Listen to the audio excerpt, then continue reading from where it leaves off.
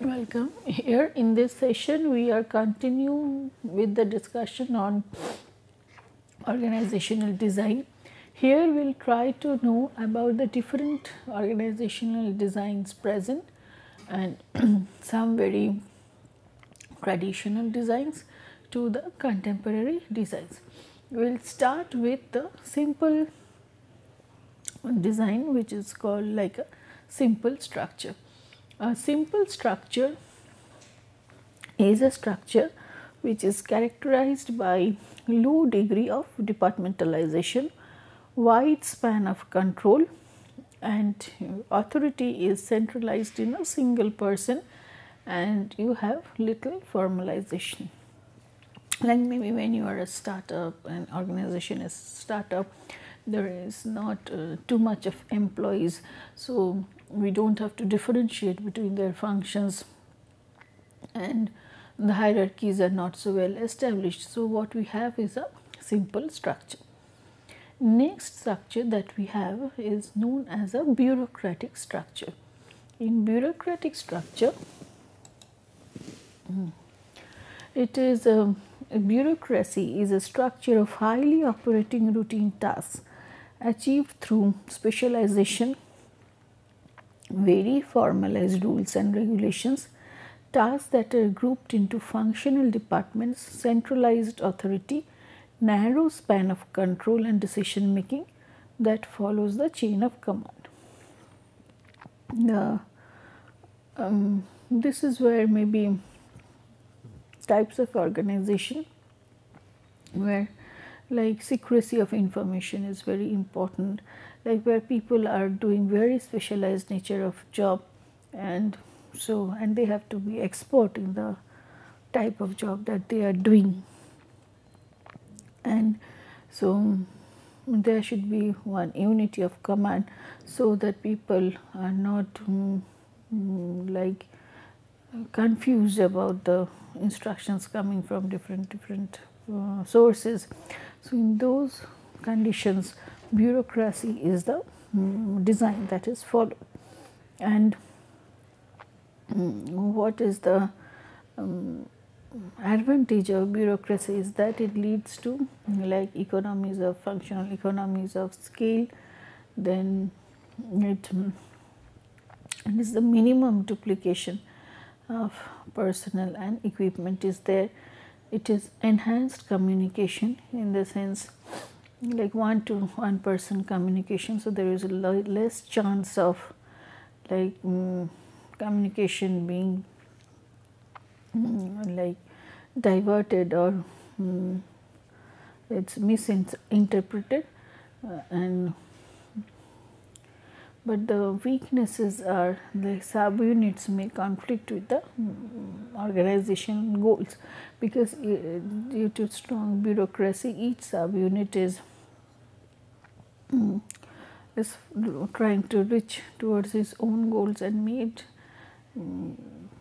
it may conflict with the main organization's purpose, because each unit is given its own target to fulfill, and there could be like obsessive concern with rules and regulations, formalities of doing things. So lack of, again the drawback could be lack of employee discretion to decide on certain issues and centralized decision making. So like waiting for orders to come when some important decisions have to be taken, these could be the drawbacks of bureaucracy. So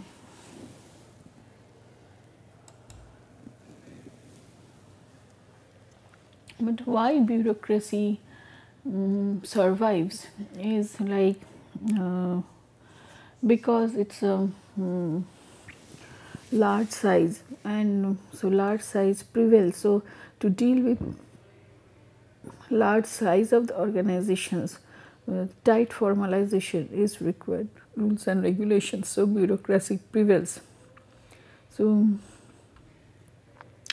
in cases of environmental turbulence, it can be largely managed, like if there are certain established ways of doing things and people are guided by rules and regulations, they know like how to stick together, like cohesiveness may increase.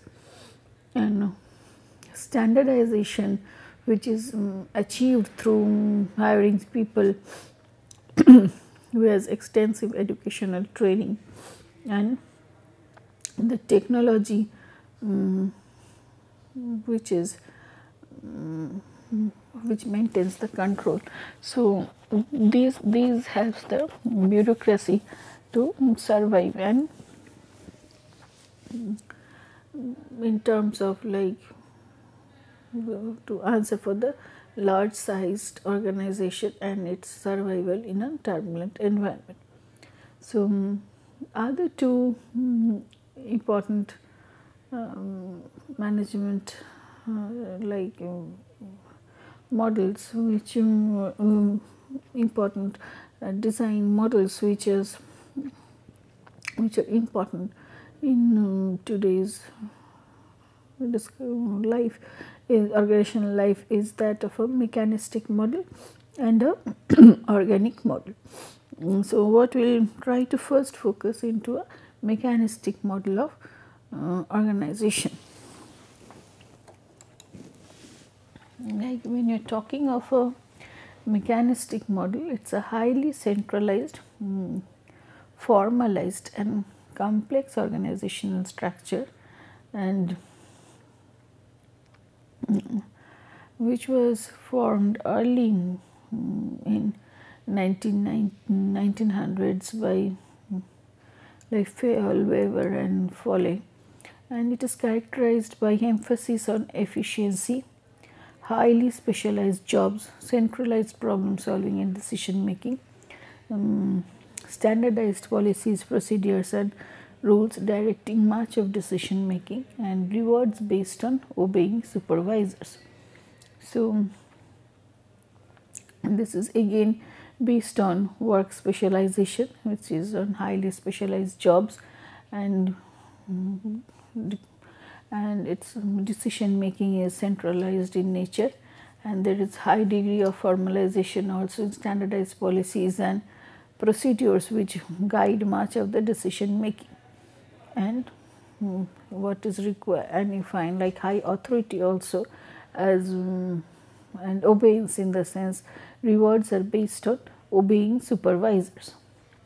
As contrast to it, like when you are talking of the organic model,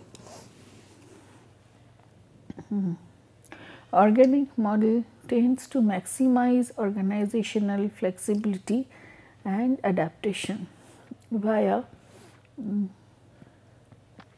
de-emphasizing job descriptions and specializations and status rank differences. So, assuming that higher level employees are not necessarily better informed than those at lower levels, like emphasizing horizontal and lateral organizational relationships, and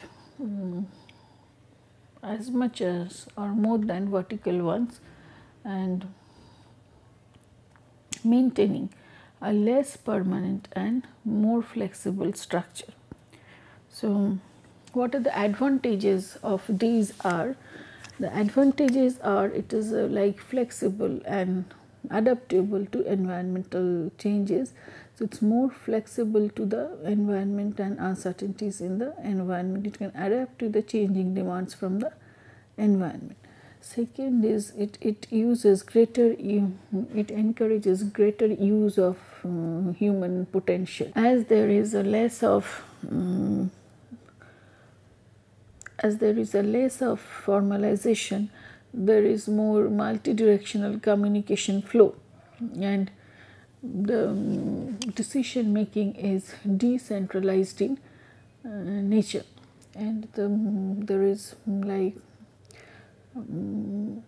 less of control and like more goal. It's more of the like goal setting, like you have to like reach a particular goal of like adjusting to the environment and finding out how to function better in the environment based on the resources that are there within the organization. So, these are the nature of the organic organization. The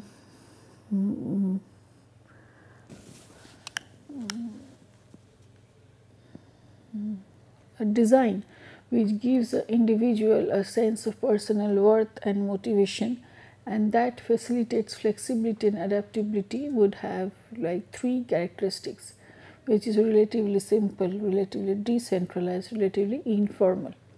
So, neither the mechanistic nor the organic model is based in all situations. We have to understand like whether we need to have a mechanistic model or whether we are going for organic model.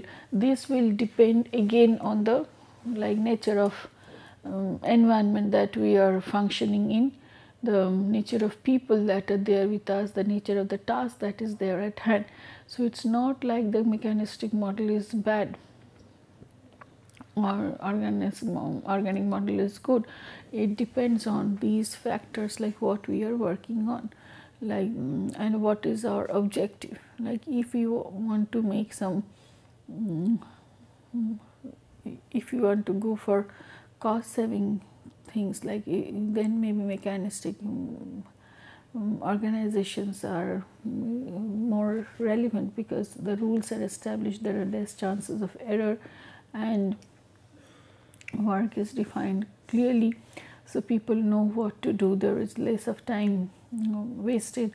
So, we can save much on this and by reducing proper maintenance of quality, all these things are there. So, maybe it is good for that. If you are going for designing something new, thinking of some new ways of doing things, innovations, then maybe organic organization is the answer, because it is flexibility, more of communication. We can communicate, we can discuss with each other, we can experiment with things. There is less of formal rules and procedures, and maybe it generates creativity. But again, chances are possibility of error is high, in the sense in the because nothing role is defined properly. There could be like people may just sometimes if they want remain idle, or they may feel stressful, in the sense they do not know what to perform. Some people may feel stressed in that because everything is very flexible, then the roles are not clearly defined. So, they may feel it to be in a stressful situation. So, it depends like which design is based and depending on the purpose for which it is being used, and it is nothing like this is better than the other. So, next structure that we look into is a matrix structure, the matrix model of the organization. So, matrix structure is a structure that creates a dual lines of authority and combines functional and product departmentation. It refers to a combination of the function and product departmental basis, a balanced compromise between departmentalization by process and by purpose. So, the key elements of these are: it gains the advantage of a functional and product departmentalization while avoiding their weaknesses. It overlays a horizontal structure of authority, influence and communication on the vertical structure. So, it has dual authority system where people report to two managers, a functional supervisor and a product supervisor, facilitates coordination of complex and interdepartment activities, breaks down unity of command concept. Now,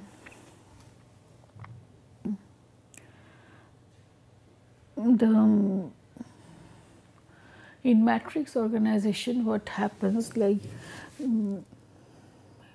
you get the expertise of learning from two persons, and like it is like it helps to respond to rapid changes in the environment, and it helps in saving resources by not like you don't have to duplicate resources. So what we will now look into is some of the uses of matrix, like where it is more useful, and where it, like what is advantage and is a weakness of matrix organization, and what are the different types of matrix organization.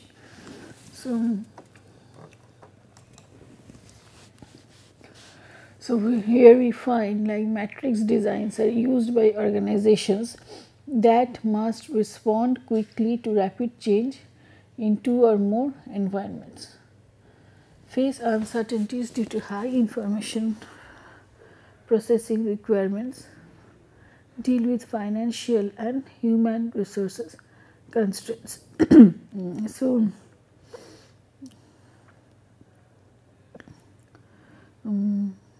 these are the types of organizations which may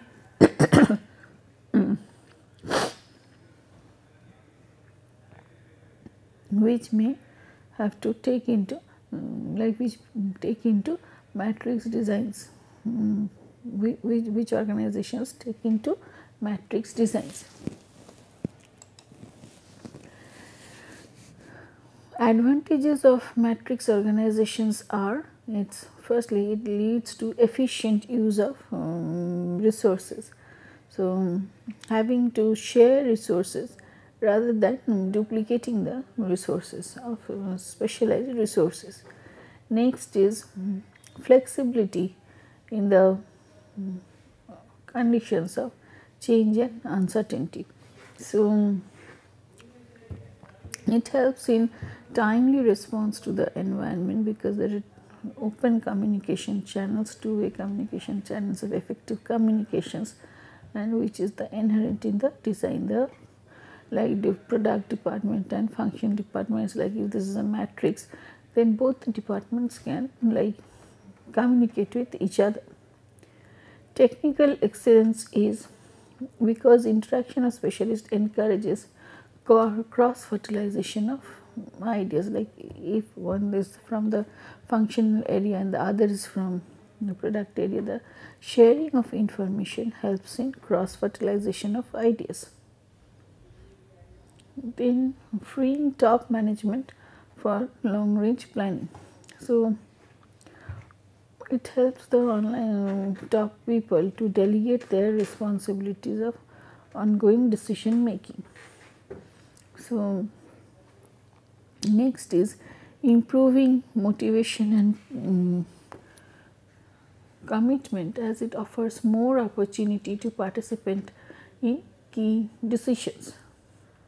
It also provides personal development issues, like for personal development, it exposes number of members to diverse parts of the organization, their viewpoints on it, and it helps them to learn about others and become more aware of the total organization. These could be the advantages of a matrix organization.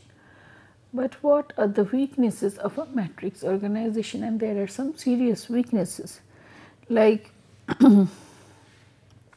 when a person has to work under dual authority, this is sometimes troublesome, in the sense if these two people do not agree to like what should be done and like who should be answered first. So these experience could be very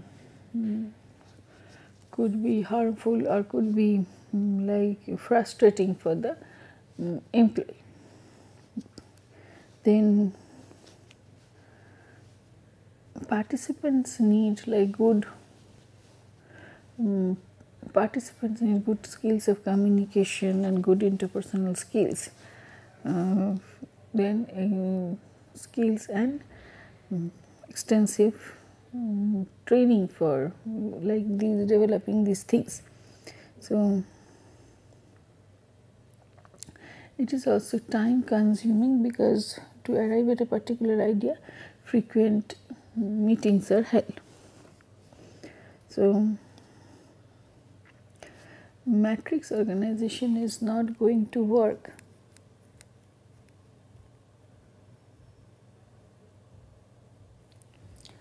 Matrix organization is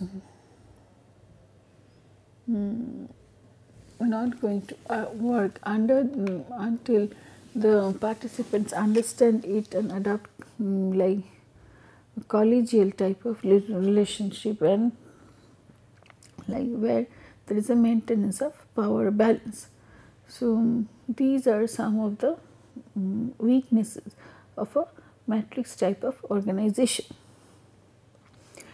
The different types of matrix or organization that are present are like task force. New product results in a temporary task force of members from each functional department to expedite the process. Next is teams. Teams, if new product development continues, permanent teams comprising of members from the functional departments become permanent. The teams meet regularly to resolve interdepartmental issues and achieve coordination. Product managers. So, here if the new product development becomes a way of life, product managers chair the teams and reports to top management. However, they are temporary and have no formal authority over the team members. Next is product management departments created with sub-product managers for each product line.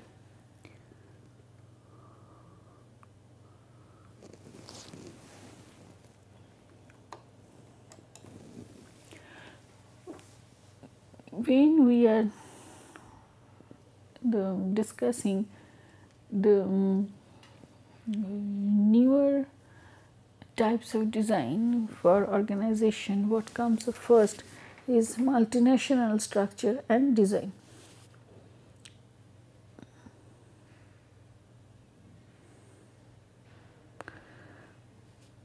In multinational structure and design, what is happening?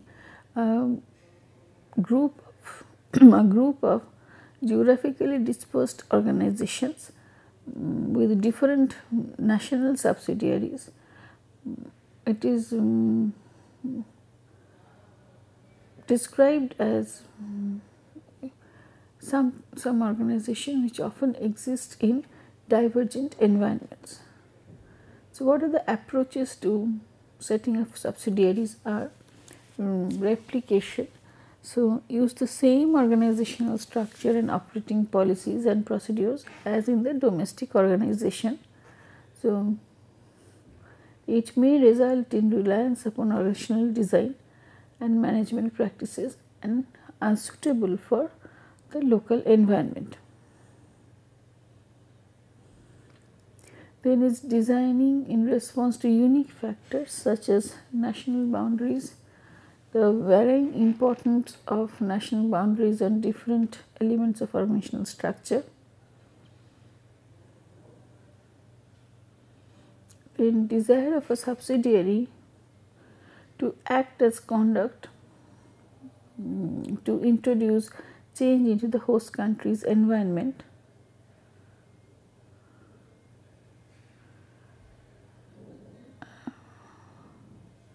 Desire to use subsidiary to introduce features of the host country's environment throughout the organization. So, that is the purpose of multinational structure design. So, we like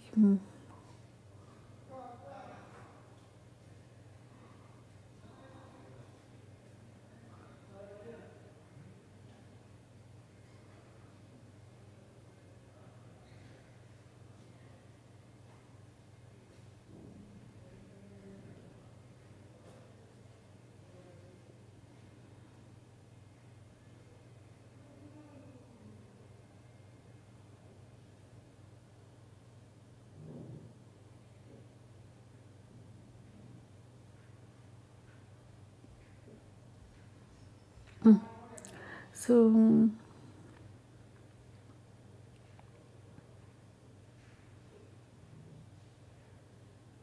how we set up the subsidiary is based on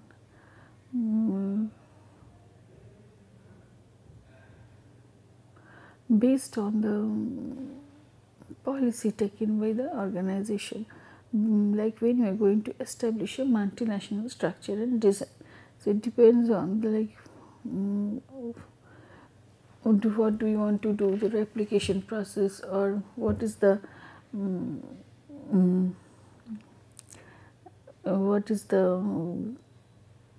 role of the subsidiary in that particular organization and in the culture, because national boundaries are very important for setting up MNCs.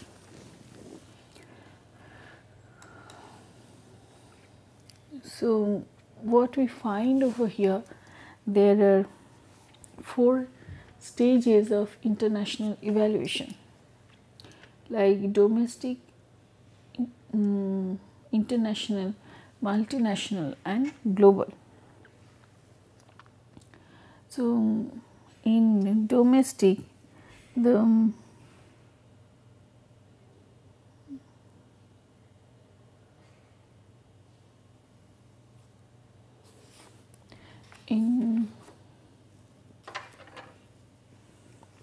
in domestic, the strategic orientation is domestically oriented.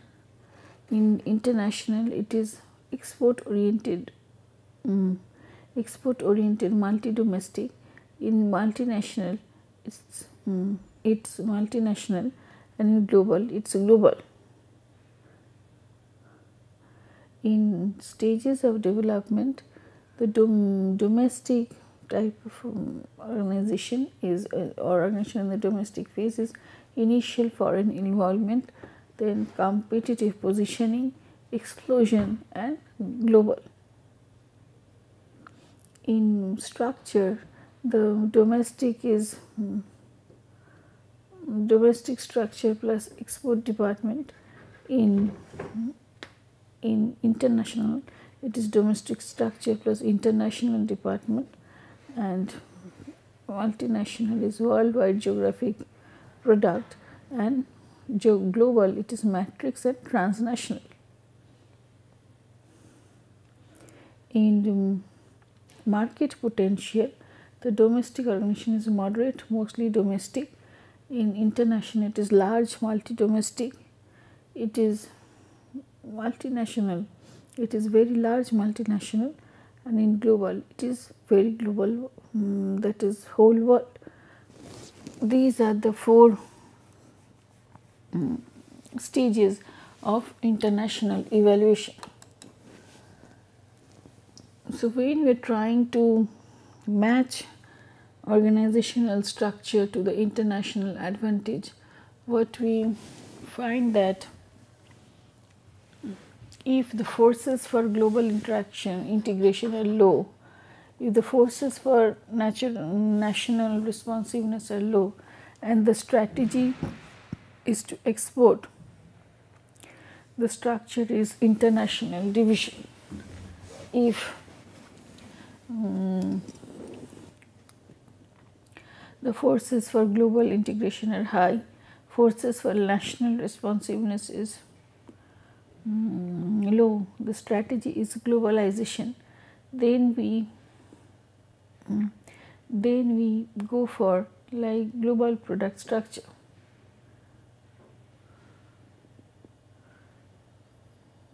If the forces for global integration are low, forces for national responsiveness are high, and strategy is multi-domestic in nature, the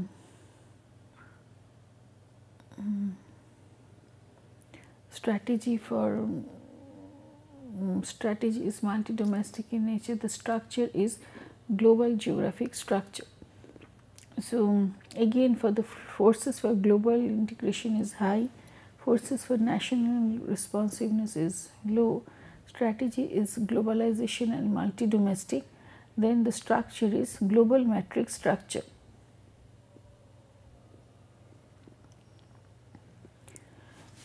So from here we can understand like forces for global integration, forces for national responsiveness and strategy.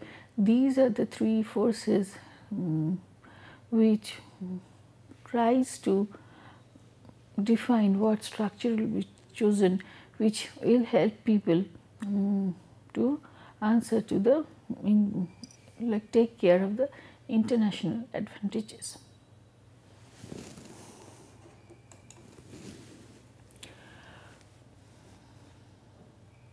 The emergent structural forms are like inter-organizational structure and global international network structure, and the transnational corporate structure.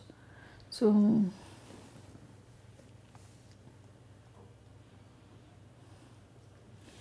in transnational corporate structure,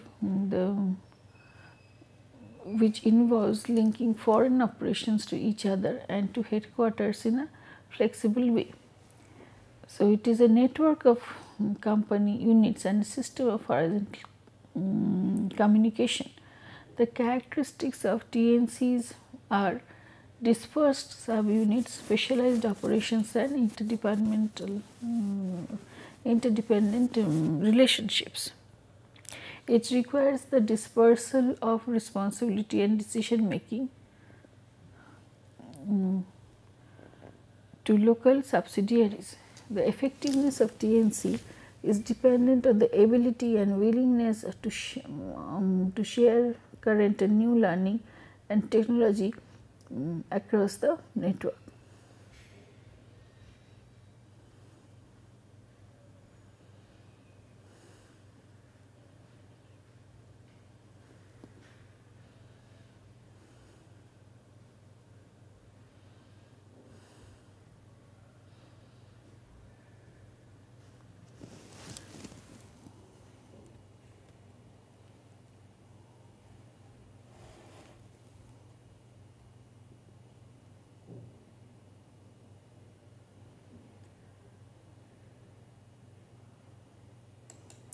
So, what is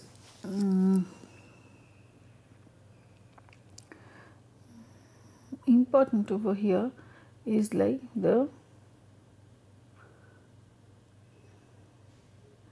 what is important over here is like the two multinational structures and the differences in the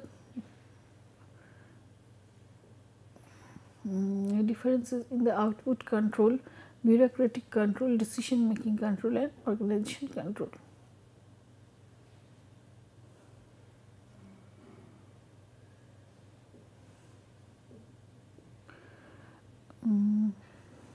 In international division structure, the output is, as we find, it's more likely the profit control.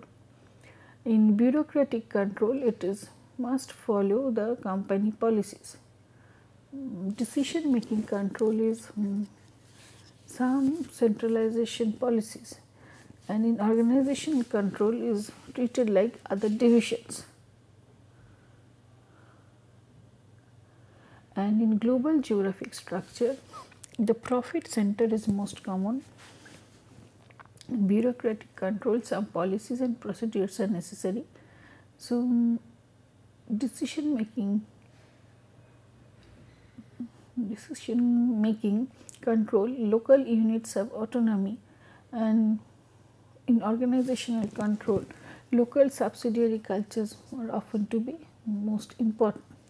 So, when you are taking care of the geographic structure, you have to give importance to the local culture and try to assimilate it in the culture of the organization. So, these are more important ways like how these two multinational structures take care of different issues. In global product structure is unit output for supply, sales volume for sales. Then when you are talking of this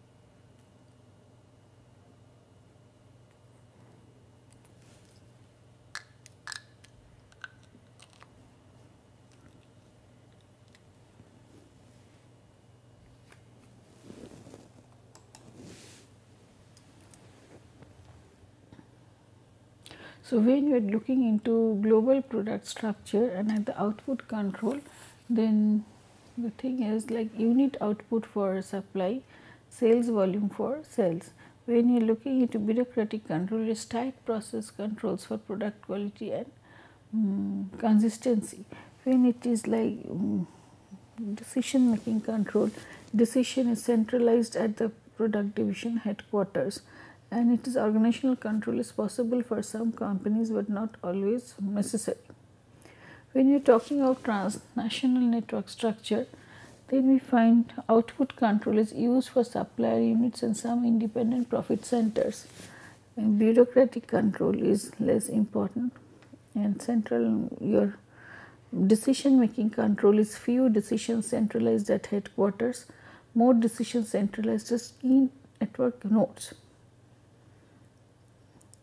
Then organizational culture, when you are talking of organizational control, organizational culture transcends organization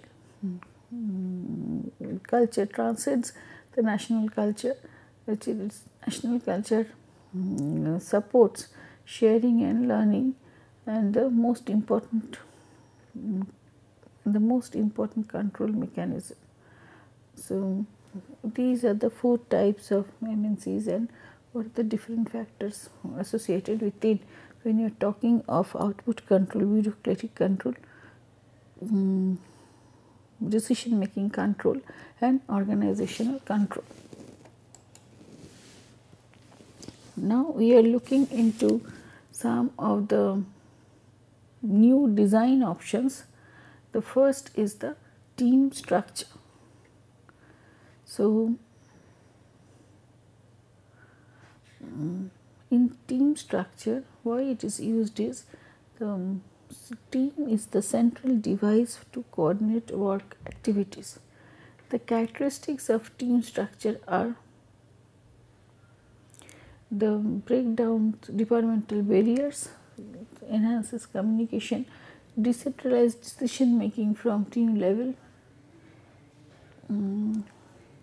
requires employees to be generalists as well as specialists, creates a flexible bureaucracy, and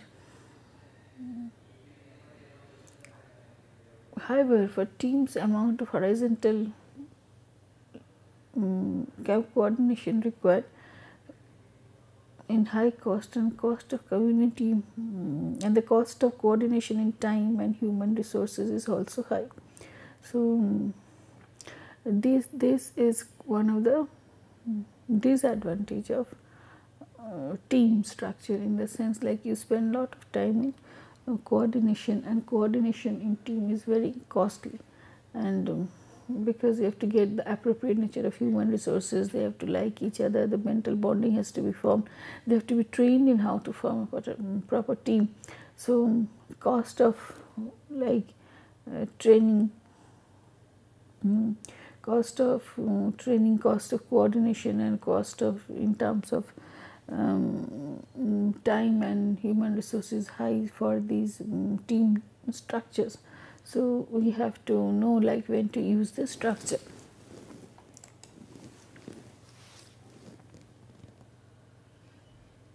Network organization is small core organization that has outsourced its major business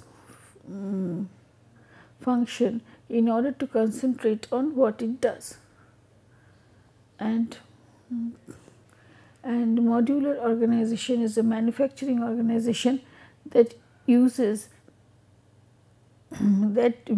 uses outside suppliers to provide products component for its final assembly operations.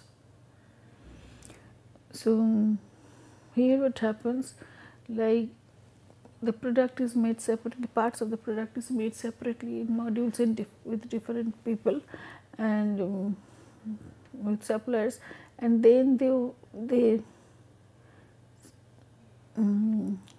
provide it to the main organization who assemble it into the kind of for the kind of thing it required, and it is like used in that sense, like a manufacturing organization that uses outside suppliers to provide product components for its final assembly operations, and after that the total things comes out.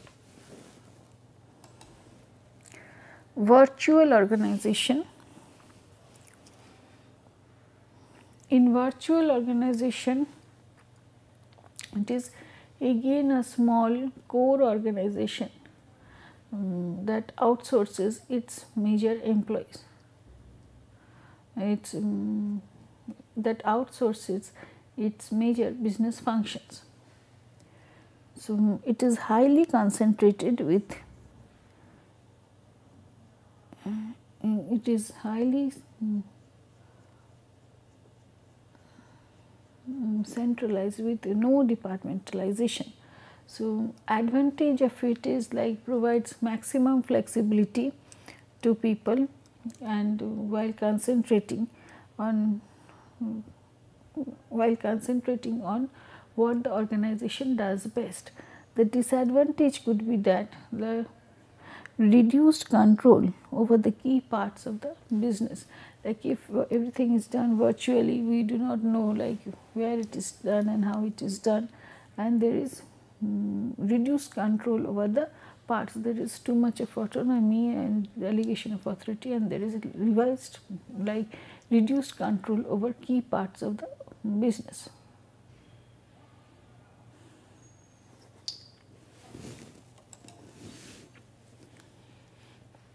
So what we find is that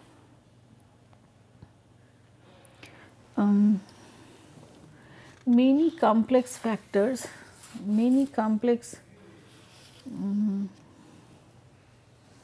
factors and variables must be considered in designing an optimum organizational structure.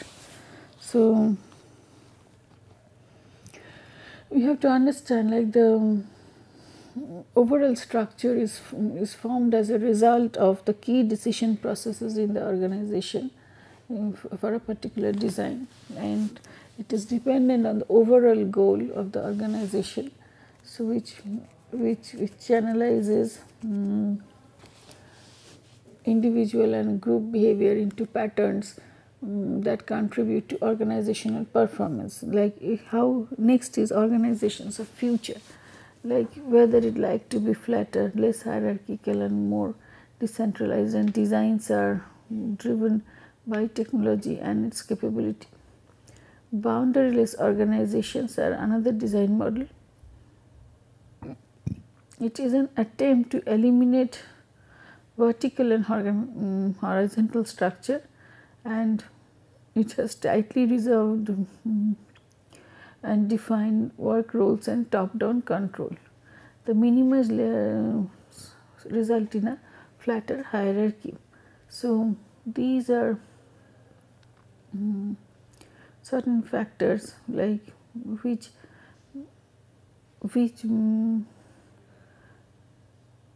defines like what is the design of the particular organization. like what is the overall goal, what do you want to feature as the organization of the future, and do you go for boundaryless organizations or not. When we are talking of boundaryless organizations, so these are organizations that seeks to eliminate the chain of command, have limitless span of control, and replace departments with empowered units and teams. The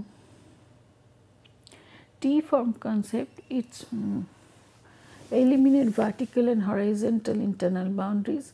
So, break down external barriers into customer and supplier.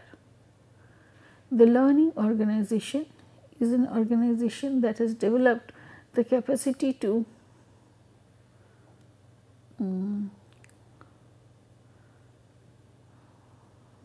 continuously learn, develops the capacity to continuously learn, adapt and change through the practice of knowledge management by employees. So, learning organization is that which has developed the capacity to continuously learn, adapt and change through the practice of knowledge management by employees. So, here we find again boundaryless organizations could be like of T-form concepts and learning organization.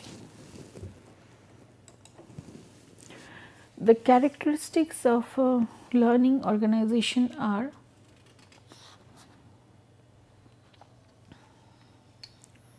it is an open based team organization design that empowers employees, extensive and open information shared which is timely and accurate, then leadership that provides a shared vision of organization's future, support and encouragement, and a strong culture of shared values, trust, openness and sense of community. Next we come to a design which is called socio-technical model. In socio-technical model, what is done? Here the design is such like it takes care of both the needs of the individual and the fulfillment of the needs of the organization. That is why this is called socio-technical model of designing the organization. So, it is aimed at the joint optimization of the social model, social system like which is called the individuals and teams behavior, organization etc., management practices, leadership style, and the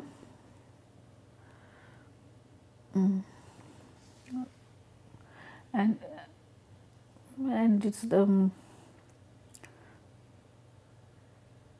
technical system. It is a blend between the social system and the technical system of a type of production technology, small batches, mass production etc., physical work setting, complexity of the work environment, and whether it is analyzable or a nature of raw materials etc., all through how these two blend together through properly defined work roles and workflow, setting of goals and values, and matching the skills and attitudes with the job.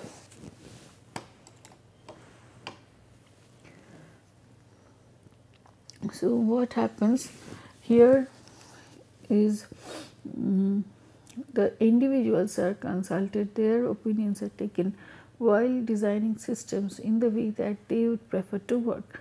So, this leads to like fulfillment of both the individual need and the behavior and the technical part of the organizations. So, what happens over here is there is a balance, like if we are not consulting the social part, the social system, and we are not involving the employees in the designing of the organization, what happens, they may feel uncomfortable in the organizational design, and we may not take care of the factor psychological factors which gets affected in the design process. So, as we discussed earlier, like in the last class, like different designs, different structures affect people differently and affect their performance. performances. So here what we have to do is to, like in socio-technical design, we take the employees' needs first from them and try to translate it into the map it with the technical part of the system and try to give a design for it. Next we will discuss the empowerment styles in Indian context. The empowerment styles in Indian context are information sharing, upward problem solving, task autonomy, and attitudinal shaping and self management. So information sharing is one of the important issues of empowerment in organization.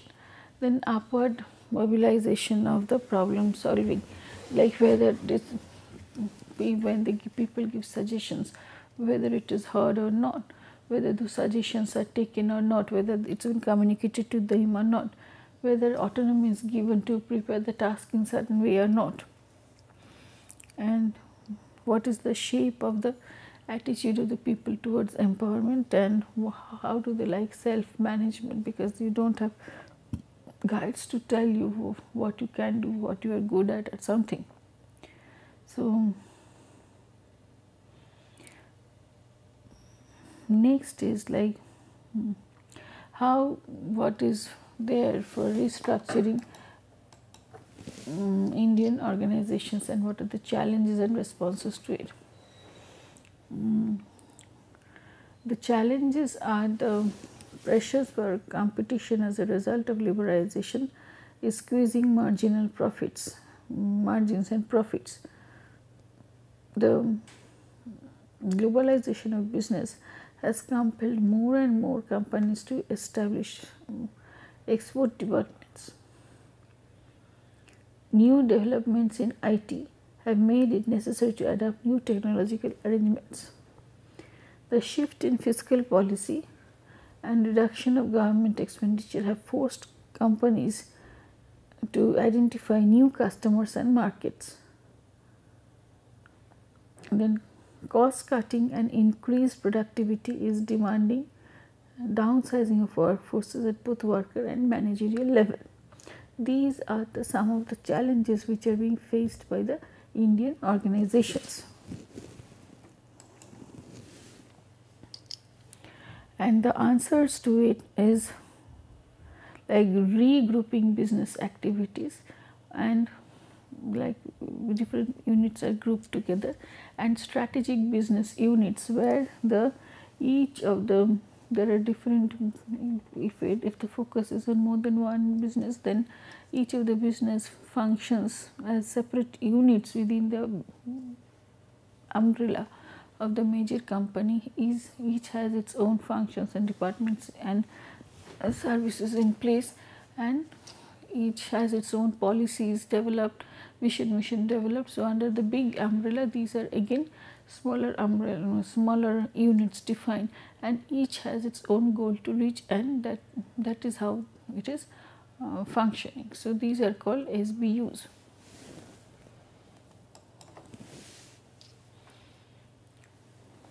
Impact of culture on Indian business organizations are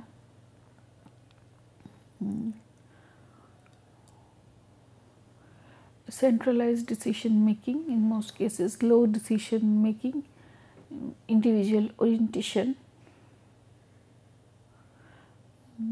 avoidance of conflict, low risk tolerance, then focus on results, individual accountability, little or no horizontal cooperation, highly politicized environment, this is very important, highly politicized environment, bureaucratic structure, resistance to change, guarded communication, slow communication, adoption of indirect communication style. So what you find, like there is a more sort of like protective culture, a paternalistic culture where people wants to be guided to some extent, and there is resistance to change, and people would love to be guided from top regarding how to do things. These are some of the culture specific findings of like what is the impact of culture, the Indian business organization based on the Indian culture and how organizations are reacting to it. Based on this, we'll move to certain questions like define organizational structure and design. We have already defined it in the start of the discussion. Describe the key elements for organizational structure. What are the determinants of organizational structure? How are the outcomes? What are the outcomes of structure? So, explain the effect of organizational design on employee behavior. Justify with some research findings. Describe with suitable example the challenges faced in designing an organizational structure. Describe the suitable examples, the various organizational designs. What according to you is the best design and why? What are the empowerment styles in Indian perspective? What are the challenges and responses restructuring of Indian organizations? State the impact of culture on Indian business organization. What is the structure of MNC? Write short notes on learning organization and socio-technical system. Thank you.